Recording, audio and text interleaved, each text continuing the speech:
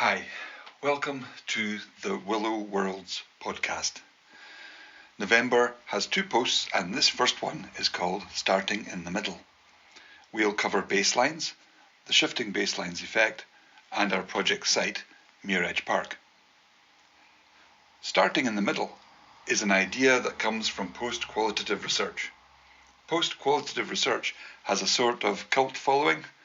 There are people that get it, and people who get really worried. Call your folks and won't rest until you start being a normal scientist again. Anyway, here at the official start of the project, I'm supposed to say something about methodology. I'll try to do that now without going too far down the rabbit hole.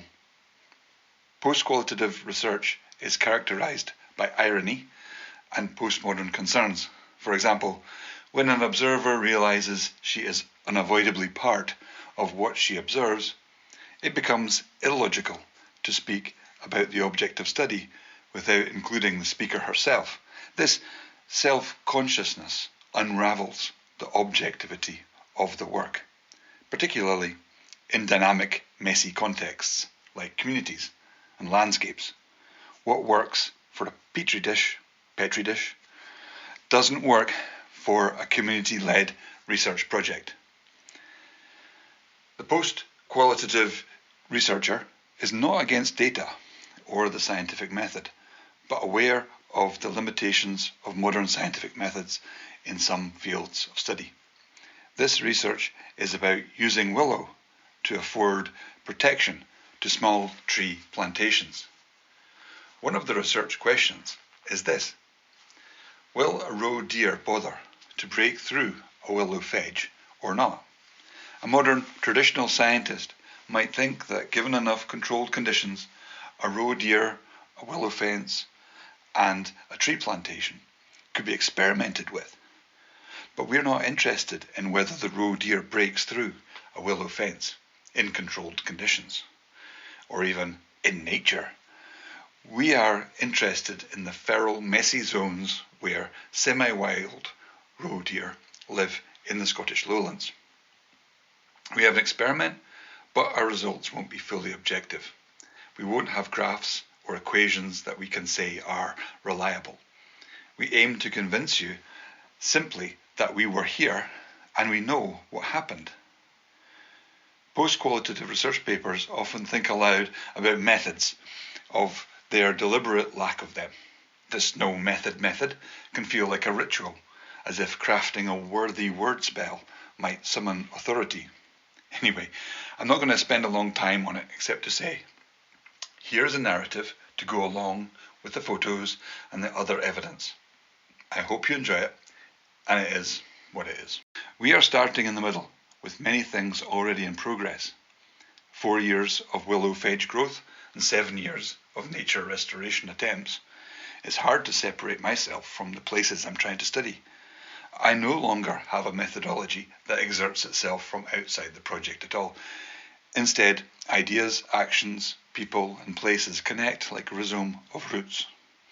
I can only work from the inside, constantly throwing out connections to try to get a wider perspective. Don't worry, it's just stories and results from here on in. Maybe you've missed the start, but we're both here now. Just as our research begins in the middle, so also do the stories of the landscapes. These middles, or baselines, offer a way to measure change. An ecological baseline helps us to track the health of a place over time. But where should we set that baseline? This question also brings us to the concept of shifting baselines and the trouble they hide. I first learned about making baselines when I trained to be a cartographer.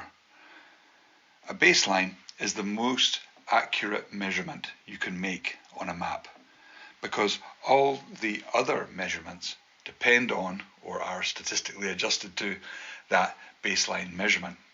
Across the world, the Ordnance Survey set theodolites on triangulation pillars, measuring baselines from mountaintop to mountaintop. These lines form the foundation of accurate maps. The days when cartographers got paid to climb mountains and draw triangles were the good old days. At one time, I wanted to be one of the last real cartographers, climbing hills, writing in rain-soaked logbooks, and trying not to drop the equipment. Now we have Google Maps, and I have a different kind of baseline to think about. But think what it would mean for maps if the baselines could move. The idea of shifting baselines effect describes a fault in our humanity, and to correct that error is to draw a map beyond the human and to embrace rewilding as a new science. Before exploring the shifting baselines effect, it's important to define what ecological baselines represent. Ecological baselines are a measurement of biodiversity, natural habitats, and animal populations. If we want to say that nature is changing at all, we need to measure that change from some point in time and from some place. Talk about baselines elicits some idea of when things were normal or natural. The first ever point in time is, of course, 15 billion years ago, when there was a sort of pregnant silence. Then the Big Bang unrolled reality as we know it. If we consider the baseline of existence itself, the birth of the cosmos, then the biodiversity of today is extraordinary, a triumph of life against the odds. But using such an expansive point of view minimises the urgency of our times. The Big Bang is an absurd place to start, but it highlights how the choice of a baseline shapes the ecological stories we tell. If we set our ecological baseline to the mid-20th century, within our collective human memory, we see a different picture. Bird populations overall in the UK have declined by 50% since 1970. There's a lot less of every wild thing. It's not nice to think about, so we try not to think about it most of the time. My father, Eldon, carried memories of rural Bermuda bursting with life, a place I can barely imagine now. With his passing, these recollections have faded away, leaving younger generations with a shrunken sense of what abundance really means. So the shifting baselines effect describes how each generation perceives the environment they grew up in as normal and forgetting, or never knowing, the richness of what came before. Over time, this erodes our collective awareness of ecological loss. This is nothing new. In Australia, the first human inhabitants wiped out 90% of the megafauna, but they likely didn't notice. They took over 1,000 years to do it. Even now, people say they haven't actually noticed nature decline in their lifetime. In fact, yesterday they saw a deer on the road. How about that? This sort of blindness is a fact of human existence and is what's wrong with being people-centered. When we place humanity in the center of all things, we limit our ability to measure or even care about what lies beyond the human horizon, the environment, biodiversity collapse, and the climate crisis. The shifting baselines effect reminds us of this limitation, showing how each generation unconsciously adjusts its expectations to fit a degraded world. At this point, I could tell you about something that upsets me. I've watched a part of the ocean die. It's heartbreaking to actually see an ecosystem collapse. I'm sure many people like me have had the same lived experience of not being protected by the shifting baselines effect, of seeing an ecological collapse in one's own lifetime. Each year I went back to the same places to swim. There, the rainbow of coral and fish and other wildlife I remembered was degrading in an odd progression of ways, replaced by emptier and emptier water. And yet, even now, people still snorkel there. I see them watching a shoal of grey sardines in cloudy water. I hear them marvelling at the wonders of nature and how they once saw a sea turtle. Children accept the world as it is, so I bite my lip. I'm over 50, The world is not what it was. It is no longer acceptable as it is. I am haunted by rainbow-coloured ghosts, reminders of a world that has faded and a baseline I can no longer swim in. These fading rainbow fish can't swim against time. I want them to come back, but that's impossible. The ghosts of the fish stare at me reproachfully from behind bleached coral brains. I remember I ate some of them, and now I see things from their point of view.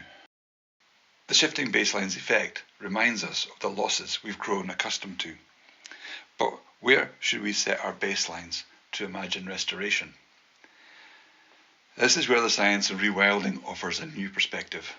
Let's say my baseline started in 1980, when I was 7, swimming in Bermuda.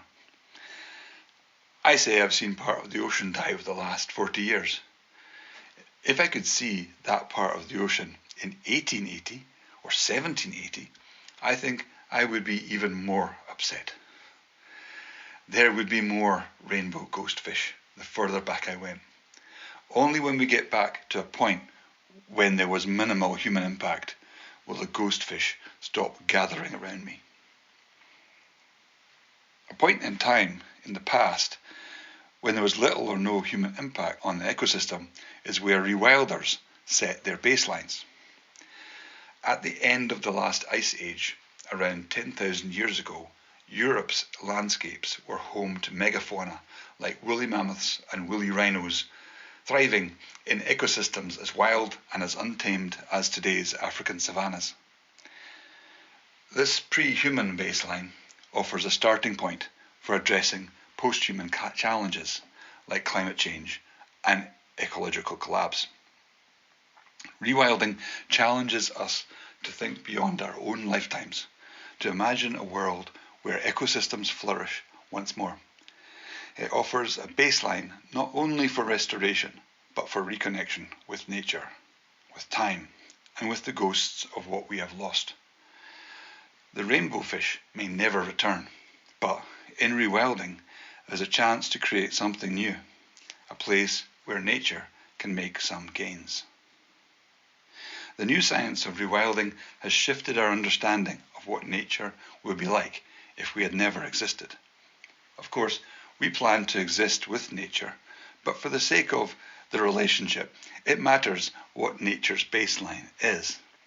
Rewilding scientists tend to think about what things looked like after the last ice age 10,000 years ago. Those who love trees are tempted to think the world looked like a closed canopied forest. The blockbuster movie Avatar imagined a maxed out jungle world and invited us to do the same. The film's vision resonates, but it's misleading.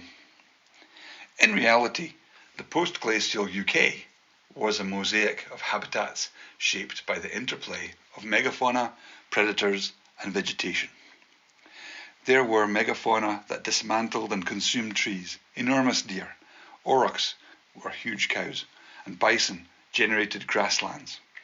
Trees survived not only because of their adaptations, but also because predators, wolves, cave bears, saber-toothed cats, created a landscape of fear, keeping herbivores in check and allowing forests to coexist with open grasslands.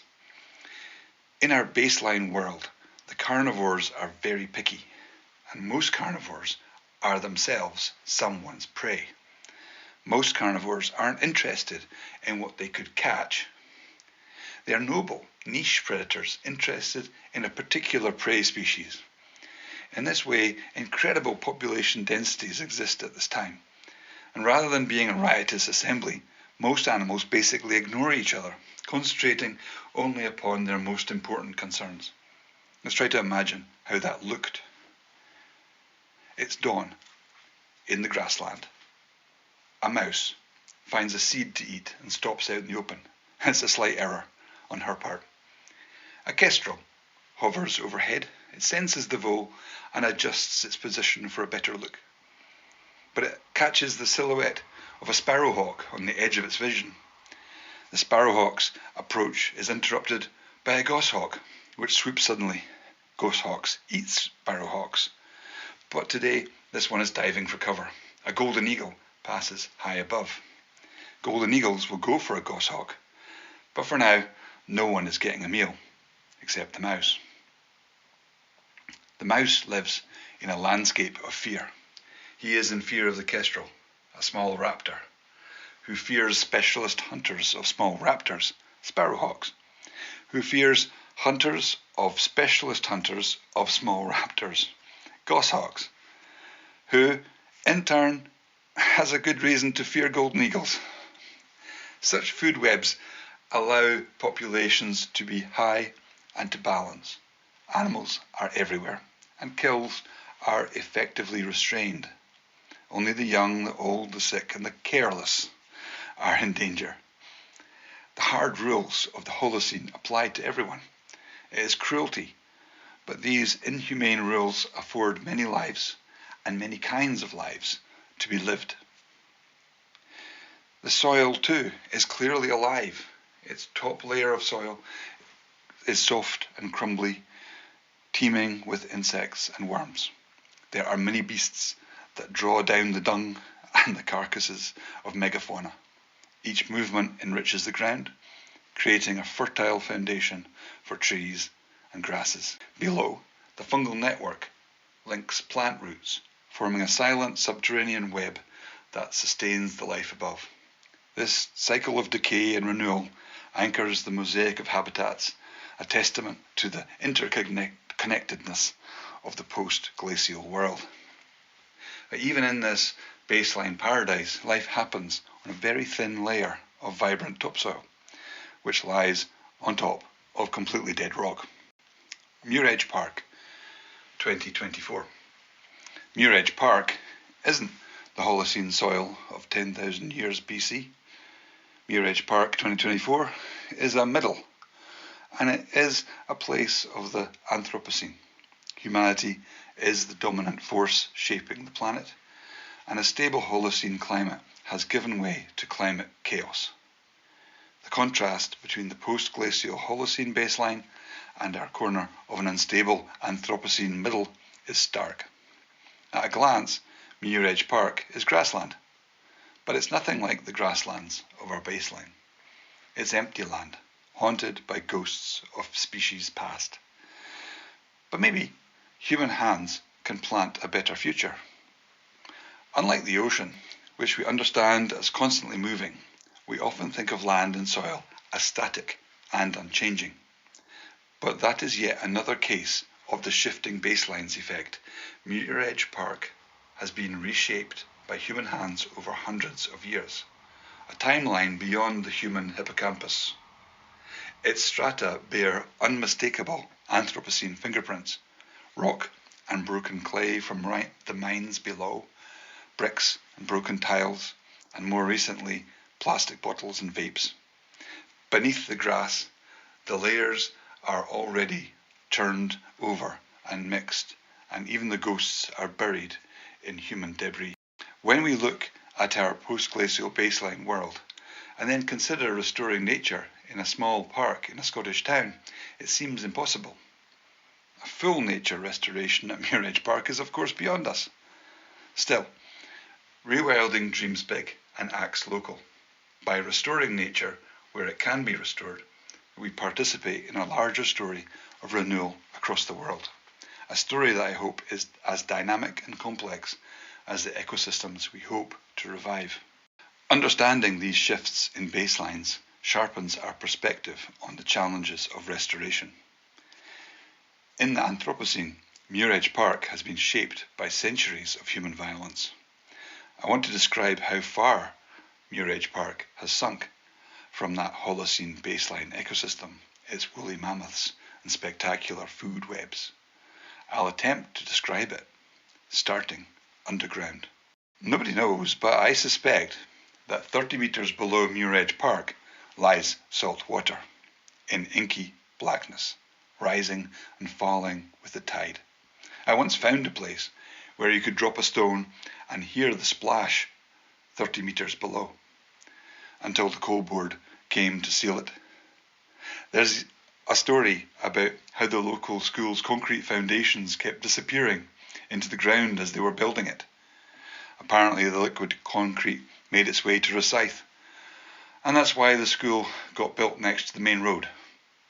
Whether that's fact or legend, it illustrates the instability now below us. The surface layers tell their own story. By 1945, the Holocene topsoil had long been buried. Aerial photographs from the time show a tree plantation and a miner's rest home, planted to cover centuries of mining debris. That tree plantation was an earlier attempt to reclaim this land from polluted death. Nature restoration isn't a new idea. By 1952, the plantation was replaced by housing, a school, new landscaping, and a smell of unknown origin called the methyl ming. Now, the grass is a monoculture of weeds, choking out competitors, except for daisies, cuckoo flowers, and dock. If you dig, you find junk, rubble, and clay. The grass will one day create a healthy topsoil, but that process will take thousands of years. From the sky, microplastics rain down as ghosts of airborne microbes passed. The Holocene was marked by a stable climate. Now the Anthropocene brings turbulence. The sky is still blue, but it bears little resemblance to the sky of our baseline world. From ground to soil to sky, Muiredge Park is far removed from our post-glacial baseline. In biodiversity, I almost haven't the heart to begin. The abundance of that baseline world has collapsed, leaving this grassland as a shadow of what once was. Deep underground, the ghosts of woolly mammoths, aurochs and bison roam on that magical thin layer of soil, now turning to stone. All the same, I shouldn't romanticize that post-glacial landscape without tempering it with relief. I'd have been doomed. A slow, easy target for wolves, cave bears, or saber-toothed cats. In that landscape of fear, survival depended on youth, strength, and speed. While rewilding is inspirational, I don't want to see bears the size of horses eating our youngest, our oldest, and our unluckiest citizens. Rewilding doesn't demand a full return to that baseline world, and nobody is happier than me to tell you this. Last night, I woke up from a dream where a dire wolf, the size of a pony, crunched up my skull like it was a dog biscuit. That's not rewilding. That's a nightmare. But rewilding is about releasing the imagination, encouraging biodiversity where we can, and creating new layers of resilience in our Anthropocene landscapes. In Muiredge Park, we are going to explore a few possibilities for nature restoration that don't involve living with dangerous carnivores. Conclusion. The shifting baselines effect reminds us of what we've lost and what we risk forgetting. It's a sobering lens through which to view our world. But it doesn't have to be paralyzing. If we listen closely, the land itself offers clues about how to begin again. In a small corner of the Anthropocene, Muiredge Park bears the scars of centuries of human activity. Its history is layered in coal, clay, and rubble, with soil that feels as distant from the Holocene as the ghosts of the woolly mammoths it once sustained. Yet we choose to believe that some nature restoration is possible. The next post is the story of experimentation, failure, and the development of the Willow Worlds idea. A story of a land in a recovery position and humans who tried to speed up the process, bringing it back to health. From Batswood to the Willow Worlds, I'll describe the journey as best as I can. Please comment and share this post and help our project grow.